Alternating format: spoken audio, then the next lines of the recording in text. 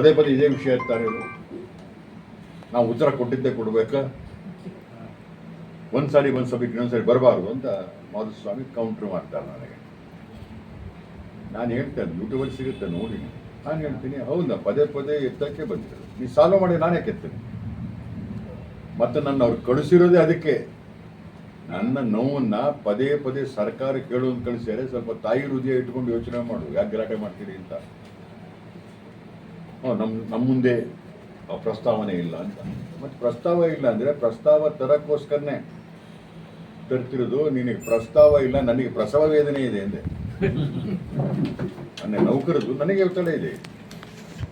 ಅಂದರೆ ಅಲ್ಲಿ ಹೋಗಿ ಪೂರ್ತಿಗೆ ಇವರ ಮೆಂಟಾಲಿಟಿನೇ ಚೇಂಜ್.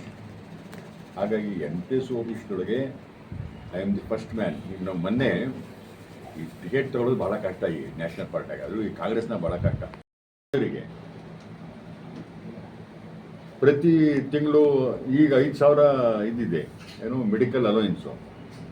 ಅದಕ್ಕಿಂತ ಜಾಸ್ತಿ ಆದರೆ ಬಿಲ್ ಕೊಟ್ಟು ಮತ್ತೆ ದುಡ್ಡು ತಗೋ, ಪರವಾಗಿಲ್ಲ. ಅಂಬರೀಷ್ ಅಂತನಾದರೆ ಹೆಲಿಕಾಪ್ಟರ್ ಕರ್ಕೊಂಡೋಗಿ ಟ್ರೀಟ್ಮೆಂಟ್ ಮಾಡಿ ಕರ್ಕೊಂಡು ಬಾ. ಅಂದರೆ ನಮ್ಮನ್ನು ಆಯ್ಕೆ ಆದ ನಮಗೆ ಅಷ್ಟು ಮಾನ್ಯತೆ ಇರುವಾಗ ನಮ್ಮನ್ನು ಆಯ್ಕೆ ಮಾಡಿದವ್ರಿಗೆ ಬೇಡವಾ?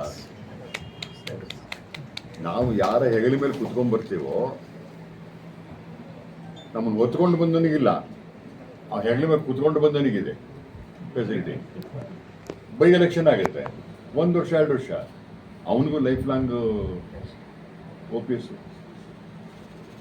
ಇದನ್ನು ಪ್ರಸ್ತಾವ ಮಾಡಿದಾಗ ನಿಮಗೆ ಗೊತ್ತಿಲ್ಲ, ಹೊರಗಡೆ ನೀವೇನೋ ಭಾಷಣ ಮಾಡೋದು ನೋಡ್ಬಿಟ್ರಿ, MLAಗಳೆಲ್ಲ ಸೇರ್ಕೊಂಡಂತ ಜಗಳ. ನೀನು ಅವ್ರಿಗೆ ಕೇಳು, ನಮ್ದು ಯಾಕೆ ಹೇಳ್ತೀಯ? ನಮ್ದು ಯಾಕೆ ಹೇಳ್ತೀಯ? I am taking 2 pensions. ನಾನು ಅದು ಹೇಳ್ಬೇಡ, ನೀನು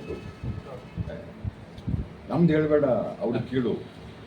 ಹಿಂಗೆ ಸುಪ್ರೀಂ ಕೋರ್ಟ್ ಹೇಳುತ್ತೆ, pension is not a ex gratia, it is a deferred wage ಅಂತ. ಮುಂದೂಡಲ್ಪಟ್ಟ ವೇತನ ಅದು ಅಂತ. ಡೆಫರ್ಡ್ ವೇಜ್ ಅಂತ ಸುಪ್ರೀಂ ಕೋರ್ಟ್ ಹೇಳಿದೆ.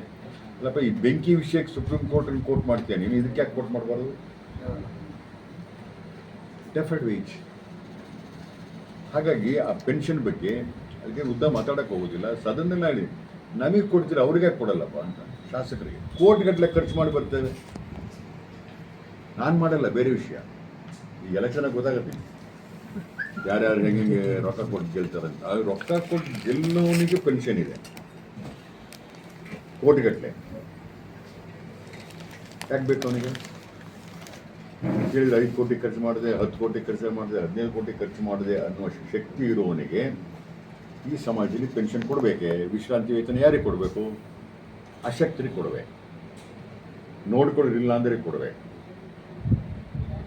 ಹೋಗಲಿ, ಸರ್ಕಾರದ ಒಂದು ಭಾಗವಾಗಿ ದುಡಿದವನಿಗೆ ಕೊಡಬೇಕು. ನಾವೇನು ಮಾಡಿದ್ದೀವಿ? 5 ವರ್ಷ ಆಗೋಯ್ತು ಅಂದರೆ ಕೊನೆ ತನಕ ಪೆನ್ಷನ್ನು, ಓಲ್ಡ್ ಪೆನ್ಷನ್ನು ಹೇಳ್ರಿ, ಅದಾಗಂಗಿಲ್ಲ. ಹೇಳಿದ್ರಿ ನಾವು ಆಯ್ಕೆ ಆಗ್ತಾ ಇದ್ದಂಗೆ ನಾಟ್ ಬಿಲೀವ್. ನಾಳೆ ಯಾಕೆ ಹೇಳಲ್ಲ ನಿಮಗೇನು ಮತ್ತೆ ಚುನಾವಣೆ ಎತ್ಕೊಂಡ್ಬಿಡ್ತೀರಿ ಅಂತ. ಈಗ ಗೆದ್ದೋಗ್ಬಿಟ್ರೆ ಅವ್ರ ಮಂತ್ ಅವರೇಜು ಅಲೋಯನ್ಸ್ ಸೇರಿ 2 ಲಕ್ಷ ರೂಪಾಯಿ ಸಿಗ್ತದೆ, ಸ್ಯಾಲ್ರಿ ಸಹಿತ. 2 ಲಕ್ಷ ಓಕೆ ತೊಗೊಂಡ್ರಿ. ಸಾರ್ವಜನಿಕ ಬದುಕು, ನಿಮ್ಮ ಮನೆಗೆ ಯಾವನೋ ಬರ್ತಾನೆ, ಟೀ ಕೊಡ್ತೀರಿ, ಕಾಫಿ ಕೊಡ್ತೀರಿ, ಏನೋ ಆಯ್ತಪ್ಪ. ಅರೆ ಬೇರೆ ಬೇರೆ ಏನೇನು ಫೆಸಿಲಿಟಿ ಕೊಡ್ತೀರಿ? ಬರೀ ವೇತನವಾ? TADA ಕೊಡ್ತೀರಿ, ಲೋನ್ ಕೊಡ್ತೀರಿ, ಕಡಿಮೆ ರೇಟ್ ಒಳಗೆ ಮೆಡಿಕಲ್ ಅಲವೆನ್ಸ್ ಕೊಡ್ತೀರಿ.